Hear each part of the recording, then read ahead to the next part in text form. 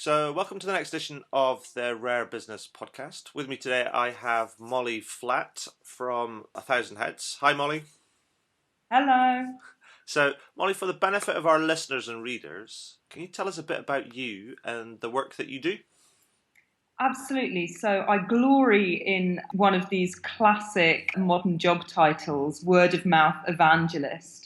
That partly makes me cringe and partly makes me very proud because that does really quite accurately summarize what I do. I've been working with A Thousand Heads, who are kind of the leading global word of mouth agency, Mm-hmm. for about 6 years now, Okay. and started off very much just as kind of a jack of all trades, as everyone was in those early days. But my role has very much developed into one of education and training, Okay. both externally, so doing conferences, speaking opportunities, kind of thought leadership, Yes. and also for our clients. So I run our WOM Academy training program, which is all about helping clients kind of become social from the inside out, not just doing campaigns, but Mm-hmm. understanding the approaches, making sure all their staff are skilled up in everything they need, embedding ethics, all of that kind of stuff. And finally, I kind of have a role internally for really doing that as well, for keeping us up to date with the latest ideas, the latest innovations, and making sure that everyone has kind of the ongoing training and education they need. Fantastic.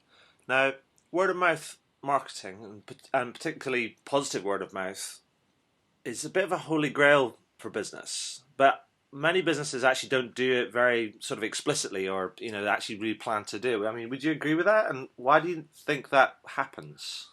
Yeah, I mean, I think word of mouth has suffered from somewhat of a confusion with social media. There's a reason why A Thousand Heads has always been called the word of mouth agency, and this agency is 13 years old, so was begun well before Wikipedia, let alone Facebook, Twitter, and all those guys. Sure.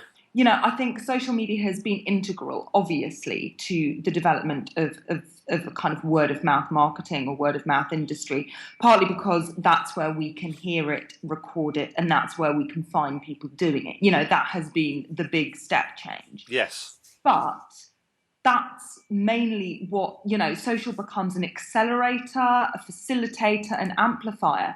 But word of mouth still happens everywhere. In fact, if you look at the statistics year on year from the US word of mouth researchers Keller Fay, time and time again, they find that 90% of word of mouth still happens offline, face to face. Sure. And, to me, that makes absolute sense. I am an absolute digital native, social media addict. But what I really evangelize and get excited about tends to be things that I experience in the real world and that I get very emotional about, be it a theatre play that I've gone to see, or a dish of food that I've just eaten, or an item of clothing that's making me feel amazing, or kind of a real conversation I've had with someone on a shop floor or something like that. Sure. So I think word of mouth is challenging for businesses because it traduces all these boundaries we've traditionally put up between marketing and the rest of the business mix, between online and offline, between all kind of different customer touch points, between research and listening as opposed to kind of activation and connecting with consumers. Mm-hmm. So what really it encourages a way of doing business and a way of thinking that is very much from the point of view of the consumer and the behaviour of the consumer, which has an absolute and glorious disregard for all those divisions, really. Power to the people. Exactly. And so, I mean, is it because if people don't get involved? Is it because it is so? It's like out of their control in a way, and is it that, and therefore it just feels hard? And is it also because it's like, is it all about marketing, or is it much more than that? Do you think? Absolutely. I mean, you've hit the nail on the head there. Word of mouth isn't really about marketing because everything a company does kind of powers its word of mouth. And to be honest, if you're talking about, engaging with consumers on social media, which is definitely part of word of mouth, and, we do a lot of that, actually marketing departments can struggle because traditionally they've been trained in a very different way of being, in a very different social contract between a marketer and a journalist or someone in PR. And actually you need to be much more fluid much more led by the consumer and their content. One thing, what's very interesting is that businesses have latched onto their elements of social media that they find safe. So, for example, content creation has become a big topic of discussion. Everyone knows what content they should be creating, when and how. Sure. But of course, word of mouth is other people's content. Yes. A brand's content, even if it lives on their Twitter page or their Facebook page and is covered in emoticons, is still advertising. And we know that. We still know what a brand voice is and looks like, and that it has an agenda.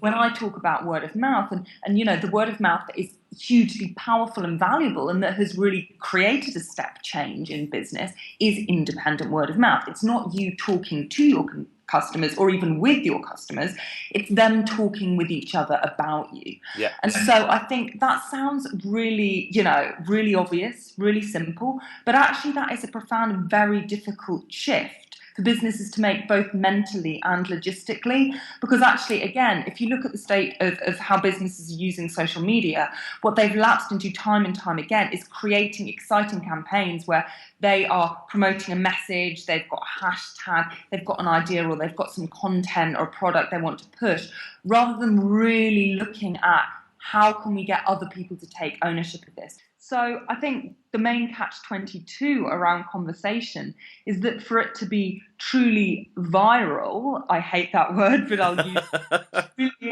truly impactful and genuine, is that it has to go out of your control. Yeah. Often to places where businesses can't, quite frankly, measure it or get involved with it. So, from the school gates to the dinner table.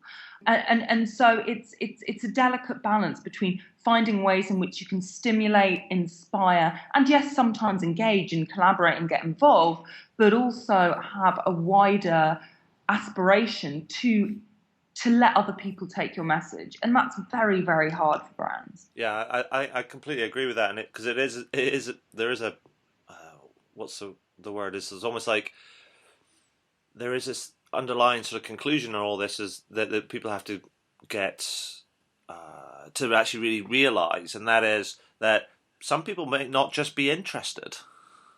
Yeah, and I think absolutely. I mean, number one, you can get huge reach in social media and obviously in word of mouth beyond social media.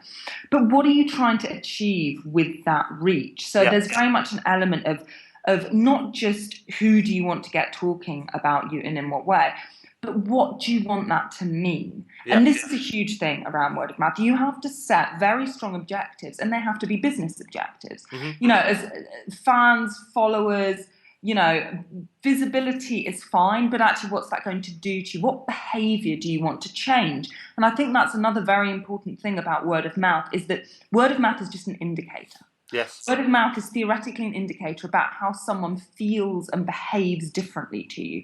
Does that advocacy mean they are going to become more loyal? Does it mean they're actively going to recommend you to other people and therefore you're going to get more sales? Does it mean they're going to buy more from you? Does it mean they're going to buy differently from you? Yeah. So actually what's very, very important is trying to gear the word of mouth towards some kind of behavior change, which is where emotion comes in. Sure. Just getting lots of units of conversation spread over Twitter or Facebook, or beyond your own presences into forums and blogs is fine, great. But actually, unless there's a depth of emotion and intent to that conversation, it's not necessarily actually going to change any behaviour. And that's, of course, what businesses are really after. Sure. I mean, I completely agree. I mean, otherwise you can end up getting into a situation where what you do is you just end up creating a lot of noise, but there's no resultant action out of it. So it actually you don't change anything. So there's a lot of talk, and it's all a lot of excitement, and it might make some people feel good, but actually it doesn't have any real sort of business impact. Yeah. So if businesses, somebody say listen to this and they're saying, okay, well, my business is would like to grow my word of mouth. I would like to get more people sort of talking about me and sort of change behavior so they actually share us more. They it improves our loyalty, our retention, our advocacy, all of that sort of stuff, and ultimately improves our sales.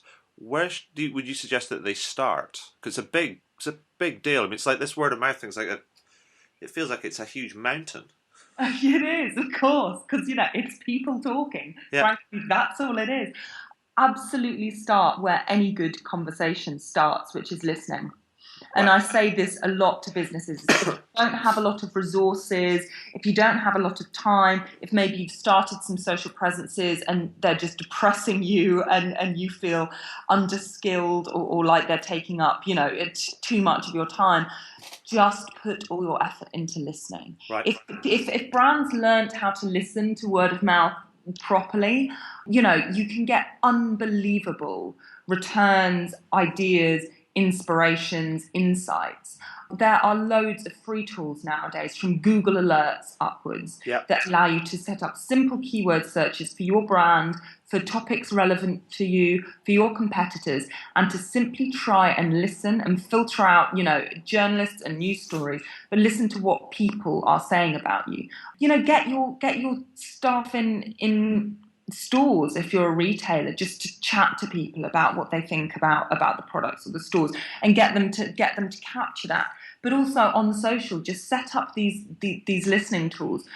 Social mention is another good one, Twitter search, whatever it might be, and learn to listen. Spend some time surfing the blogs of people who have talked about you once, and seeing who they're connected with and understanding what they're excited about.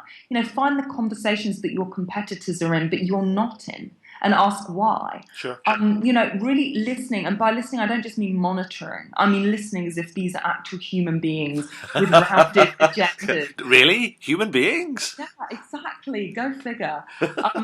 That can just really become eye-opening. And I must say, in all the work that I do, often the initial insights that we get out of our listening audits, but when you go into a room and people understand that the PR messages that they've spent so long pushing just aren't the ones people are excited about, or the fact that actually a group of Harley Davidson bikers who suddenly, are obsessing about the certain baby bottom butter because it's great for wind chapped skin or something. You realize that human beings are so much more interesting than any marketer or any of us, any creative could ever imagine.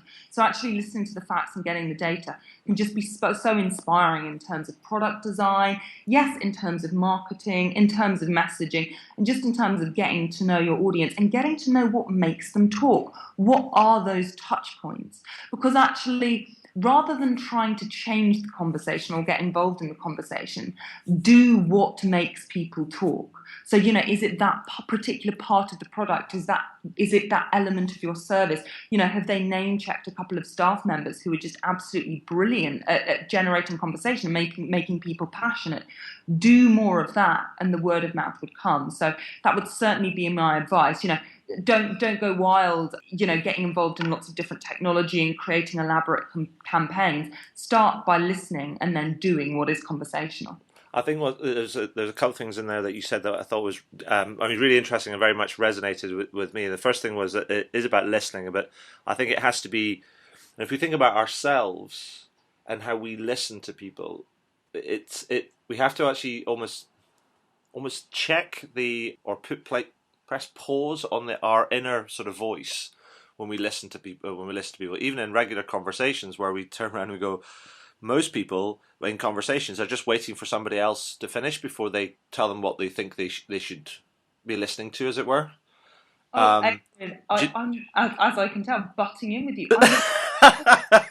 I'm the worst person at that, and this is total hypocrisy. But the joy of proper word of mouth is, I'm going to sound like such a wanker here, but it makes you the skills that are involved in really good word of mouth are actually the ones that are involved in actually being a pretty awesome person, actually putting yourself in someone else's shoes, trying to understand what they want out of something, and about how you can reinforce their desires and their ambitions. And also, really taking a step back and challenging yourself. I think what makes this an exciting and an incredibly frustrating job sometimes is that you have to constantly reinvent the wheel. As soon as you have an idea for a kind of trial campaign that's gone very well for one client, or a kind of advocacy engagement, or some way you've used presences, it works well, but you have to start again with every new set of people, with every product with every topic of conversation. And that's really great, that keeps you alive, and that keeps you thinking, and that keeps you listening. Yeah. And it's a very hard thing to do as human beings when we want certainties and we want familiarity. Absolutely. I think the other thing that you said, which was I thought was really great, was you talked about brands will tend to want to change the conversation. Mm. And actually, what I think they need to realize is the conversation is a flow, and it goes in one direction, and it's not necessarily your direction. What you have to do is you have to flow with it rather than to change it. So it's a bit like having a river. It's like it's really easy to jump in a river and just go with the flow, but it's really hard to change its direction. Absolutely. And that's very much the thing about finding what people are talking about, Sure. that what they're already without your help. People do not need brands' help to get excited about and know what they love and to go out and do amazing things. So find out what that is and become the facilitator for that. What can you offer to enhance that or to improve these people's conversations, their communities, their lives? I have this big bugbear about brands as friends. And, frankly, if you need a brand to be your friend, you really need to go out and, have Get a life. Get a life, exactly. Brands should not be our friends. They should provide inspiration, connection, engagement. They should just provide us with anything they can to make us more excited about what we love and to enjoy, their products and their services. That doesn't mean they can't be absolutely friendly and warm and engaging. There are countless examples of brands who are doing brilliant work in terms of, how personal and authentic they are in social. But that's not the reason brands are there, and we all know it. Mm-hmm. The reason brands are there are to get us more excited about what they do and about their products. So, do it, go for it, be explicit in a sense, going back to your early comment. Yeah. And so, whether it's, the whole listening sort of piece to get a better understanding of the, what gets people sort of talking and things, and also ceding control of communication, and also the topic of conversation. That's all sounds very hard for many people, many businesses, many marketeers, let's say, as well. Mm. So what do you think that people can do, and what businesses can do to make that change a bit easier, as it were? Yeah, I mean, in some ways, it kind of sounds hard, and it's a very different thing. But of course, it's total common sense. Oh no, indeed. I still find myself amazed that I'm paid to talk about this stuff or teach people. Joy. Stuff like how to listen, how to talk, how to be a human being. It's like I'm really not an upstanding example of the species. I'm pretty sure you can figure that out for yourself. The truth is, it's true though, and actually, what I'm talking about is quite a large step change. So what we need is people to really find small ways to start doing this. And one way is to find your internal advocates who in your company naturally have a flair for this kind of thing. And the people who other people in the company would say are always kind of fire starters, are social, or in some ways personify your brand, personify the passion around your brand. Those are probably good people to start with, to just start a little breakout group almost, to start trying small things. And I just say make mistakes, do. And, as Samuel Beckett said, fail better. Because with word of mouth and with social, as you said, it's a river, it's a flow. You just have to jump in, and you'll probably go under a couple of times before you learn how to swim. But you've just got to start getting the knack of it, because all the theory in the world can't kind of teach you how to start to interpret those conversations, how to start to get involved in a kind of relevant and non-intrusive way. Yeah. So I'd say find a couple of internal advocates, a couple of allies, and just start a little breakaway group. And as soon as people realize the impact that's having on customers, and also, how much that is enhancing your kudos within the company and helping you do your job better, then everyone will start to want to get involved, and it becomes a much more kind of ground up movement. Right. Okay. I guess it is that, but I guess you do the internal advocates within your company, but I guess if you're doing something which is, if somebody's you have depending on your industry and your company, you could have a really, take your star sort of customer service agent or your star sort of retail sort of shop floor person and just the people that know what's going on, but nobody really asks them, I guess. Exactly. Sometimes it might actually be the CEO. You know, there are examples of people where the CEO is actually a great exemplar and a great advocate, but actually it might be, you know, the new employee who happens to be super social and be a blogger and be embedded in loads of communities and just get how people work. Yeah. So yeah, it could be anyone. Fantastic. Adrian, I'm just going to let you know that I am about to be thrown out of this room. That's So if you that's. have anything you want to do, any wrap up comments or something. So I'll tell you on that. Is there anything else that you'd like to add? And but also my final question, because I always ask this, is what would you like to shamelessly plug? Ooh, okay. I would like to shamelessly plug, actually, it's a project. Well, it's a charity called First Story. A friend of mine, William Fines, set this charity up a couple of years ago. And I think for anyone who is interested in conversation, in storytelling and story sharing, should really be interested in this and supporting it. Basically, what it does is put resident writers in struggling schools. Okay.